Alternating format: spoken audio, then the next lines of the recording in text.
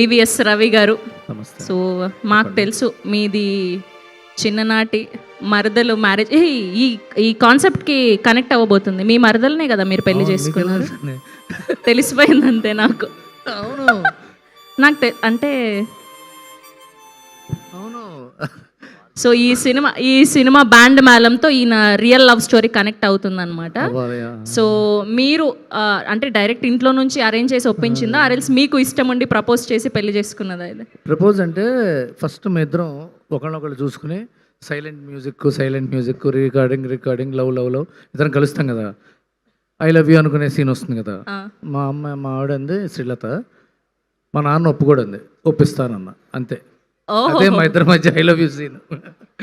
Very nice. So ఈ Valentine's డేకి ఏం గిఫ్ట్ ఇవ్వబోతున్నారు? ఇవే ఫిట్టింగ్లు అంటే ఇవే మా పర్సనల్గా 100 చేసుకుంటాం, మీకు ఎందుకమ్మా? కాదండి, మీ నుంచి ఇన్స్పిరేషన్ తీసుకొని వేరే అబ్బాయిలు కూడా వాళ్ళకి కావాల్సిన అమ్మాయిలకి గిఫ్ట్ అమ్మా. వాడిని చూసి వీడిని చూసి ఇష్టం వచ్చి ఖర్చు పెట్టకండి అమ్మా, ఉపయోగం ఉండదు. ఏదో మాయ మాటలు చెప్పి 24 గంటలు కానిచ్చండి.